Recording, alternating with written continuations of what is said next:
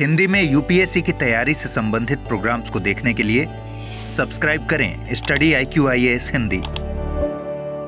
नमस्कार, बहुत बहुत स्वागत है आप सभी का स्टडी IQ IAS हिंदी में। मेरा नाम है अतुल जैन। तो अमेरिका में नया प्रशासन आते ही वहां के शासन प्रशासन की व्यवस्था में बहुत सारे परिवर्तन आ रहे हैं। बहुत सारी चीजें ऐसी थी जो कि डोनाल्ड ट्रंप सरकार ने आते ही बदलनी शुरू कर दी हैं। डोनाल्ड ट्रंप काफी समय से इन चीजों का वादा कर रहे थे और जैसा कि हम जानते हैं कि बाइडेन सरकार जो है वो डेमोक्रेटिक पार्टी की सरकार थी और डोनाल्ड ट्रंप जो है सिद्धांततः उनकी बहुत सारी नीतियों के खिलाफ थे। तो एक सबसे बड़ा वादा जो डोनाल्ड ट्रंप हमेशा करते आए थे, एक सबसे बड़ी बात जो वो हमेशा कहते आए थे कि जब उनकी सरकार आ जाएगी तब वो मेक्सिको से आने वाले, क्योंकि आपने अगर अमेरिका का नक्शा देखा होगा तो संयुक्त राज्य अमेरिका के दक्षिण में मेक्सिको है, बहुत बड़ी सीमा है दोनों देशों की।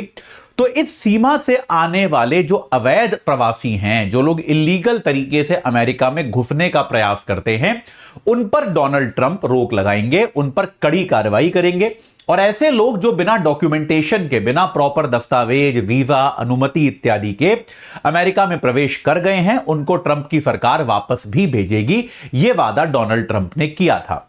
तो सत्ता संभालने के बाद पहले ही दिन डोनाल्ड ट्रंप ने क्या कर दिया, उन्होंने इस नियम को लागू कर दिया है।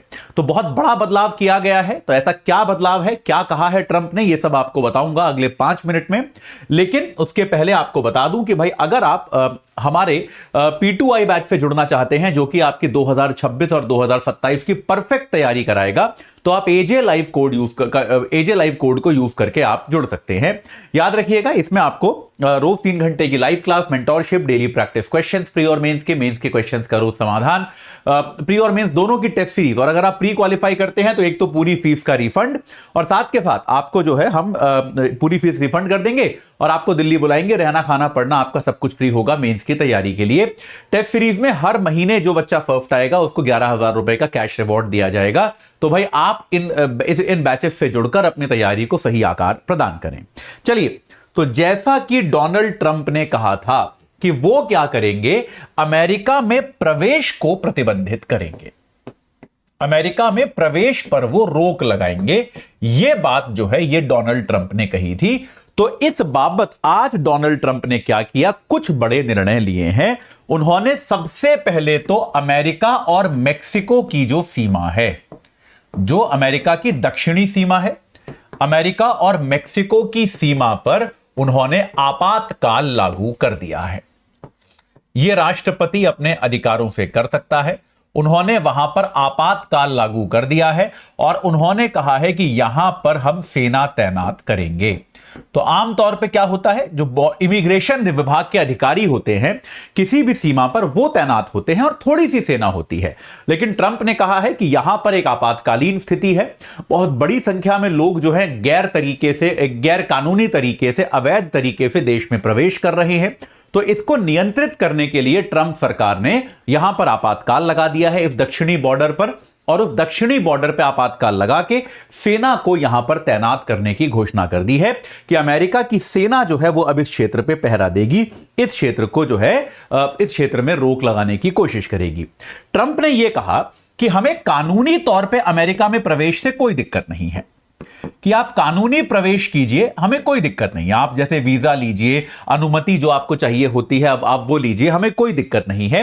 लेकिन जो लोग गैर कानूनी तरीके से अमेरिका में प्रवेश कर जाते हैं, जो लोग गैर कानूनी तरीके से प्रवेश करते हैं, उनको अब हम पकड़कर वापस भेजेंगे। यह बात ट्रंप ने स्पष्ट कही है। उनको हम अमेरिका में नहीं रहने देंगे, उनको हम पकड़कर वापस भेजेंगे। देखिए, गैर कानूनी प्रवेश के जो लोग होते हैं उनका एक और बड़ा मकसद जो होता है वो क्या होता है कि किसी कारण से वो उनकी औलादे जो हैं, उनके बच्चे जो हैं वो अमेरिका में पैदा हो जाएं। देखिए, इस बात को समझिए। तो ट्रंप ने इस पे भी बदलाव की बात कही है, आपको बताऊंगा। अमेरिका का संविधान क्या कहता है कि जो भी व्यक्ति अमेरिका में पैदा हुआ है, एक एम्बेसी के अधिकारियों को छोड़कर, जैसे मान लीजिए भारत के जो उच्चायुक्त हैं अगर वो अमेरिका में रह रहे हैं, एम्बेसी का कर्मचारी है, उसका बच्चा अमेरिका में हुआ तो उसको नागरिकता नहीं मिलेगी सीधे सीधे। लेकिन अदरवाइज अमेरिका में क्या होता है, जन्म पर नागरिकता का प्रावधान है कि अगर किसी व्यक्ति ने वहां पर जन्म लिया है तो उसको नागरिकता ऑफर की जाती है। यह वहां के संविधान में लिखा है। यह अमेरिका के संविधान का प्रावधान है कि अगर किसी व्यक्ति ने अमेरिका में जन्म लिया है तो उसको यह ऑफर किया जाएगा कि आप अमेरिका की नागरिकता ले सकते हो क्योंकि आप यहां पैदा हुए हो। तो ये जो लोग गैर कानूनी तरीके से देश में आते हैं, कई बार वो ये भी प्रयास करते हैं कि उनके बच्चे अमेरिका में पैदा हो, ताकि वो चलिए किसी तरह से छुप छुपा के गैर कानूनी तरीके से रह लेंगे, लेकिन उनके बच्चे कानूनी तौर पर अमेरिकी नागरिक बन जाएं। ठीक है, तो ये जो है, तो ट्रंप ने यह भी कहा कि इस जन्म पर नागरिकता वाला जो ये प्रावधान है, इसको भी वो परिवर्तित करेंगे। ये ट्रंप ने कहा है कि इसको भी वो बदलेंगे। लेकिन जैसा कि आप समझ सकते हैं, यह प्रावधान कहां लिखा हुआ है? संविधान में लिखा हुआ है। तो इसको ट्रंप एक सरकारी आदेश देकर नहीं बदल सकते। यह बात याद रखिएगा, ट्रंप जो है इसको कोई एग्जीक्यूटिव ऑर्डर देकर नहीं बदल सकते। इसको बदलना जो है वो एक लंबी और चुनौतीपूर्ण प्रक्रिया होगी। संविधान को बदलना अमेरिका में बहुत कठिन होता है, बहुत ही कम संशोधन वहां के संविधान में हुए हैं। तो भाई ये जो प्रक्रिया होगी ये आसान नहीं होगी, ये लंबी होगी, चुनौतीपूर्ण होगी, ये आसान नहीं होने वाली है। इसके अलावा डोनाल्ड ट्रंप ने एक जो बड़ा बदलाव किया है वो किया है कि कई बार दूसरे देशों से जो विस्थापित आना चाहते थे, दूसरे देशों से जो विस्थापित अमेरिका में आके शरण लेना चाहते थे, वो शरणार्थी की तरह असाइलम के लिए अप्लाई करते थे। देखिए ये एक तरीका है, ये तरीके होते हैं, ट्रिक होते हैं। अमेरिका में जाने की बड़ी होड़ होती है, तो कई बार क्या होता था, ये लोग शरण के लिए अप्लाई करते थे, शरणार्थी की तरह। शरणार्थी का क्या मतलब होता है कि आप अमेरिका में यह सिद्ध करो कि आपकी जान को आपके देश में खतरा है, आपको जो है आपके देश में सुरक्षा नहीं मिल पाएगी, आपको वहां मारा जा सकता है, इसीलिए आप शरण लेने के लिए आ रहे हो। तो डोनाल्ड ट्रंप प्रशासन ने अभी के लिए इमीडिएटली शरणार्थी की प्रक्रिया पर प्रतिबंध लगा दिया है। उन्होंने कहा कि भाई हम शरणार्थी का ये जो पूरा चक्कर है कि लोग आकर शरण ले सकते हैं, इस पूरी प्रक्रिया को ही बैन कर रहे हैं, कि शरण वगैरह का अब कोई चक्कर ही नहीं है, हम ये शरण की पूरी सिस्टम ही बंद कर रहे हैं, कोई भी आकर शरण नहीं ले सकता। तो शरणार्थी, और देखिए आमतौर पे शरणार्थी कुछ एक लोग हो सकते हैं, लेकिन अमेरिका में शरणार्थी का कितना बड़ा कल्चर है, कितने ज्यादा लोग वहां असाइलम के लिए अप्लाई करते हैं, वो आप इस बात से समझ सकते हैं कि जो बाइडेन की जो सरकार थी, जो हमारी बाइडेन की सरकार थी, बाइडेन सरकार ने क्या किया था, शरणार्थी एप्लीकेशन के लिए एक ऐप बनाई थी कि भाई मान लीजिए आपको शरणार्थी एप्लीकेशन करना है, शरणार्थी के लिए अप्लाई करना है, तो एक ऐप बनाई थी। तो ट्रंप के आते ही क्या हो गया, ये जो ऐप है, ये ऐप ऑफलाइन चली गई, यानी कि ऐप जो है बंद पड़ गई। ठीक है, और इस ऐप पर आपको पता है कितने अपॉइंटमेंट अभी हो चुके थे, होने वाले थे आने वाले दिनों में? 30,000 के आसपास ऐसे अपॉइंटमेंट थे जो आने वाले दिनों में थे, लेकिन ये ऐप जो है इसको बंद कर दिया गया और ये ऐप जो है अब काम नहीं करेगी।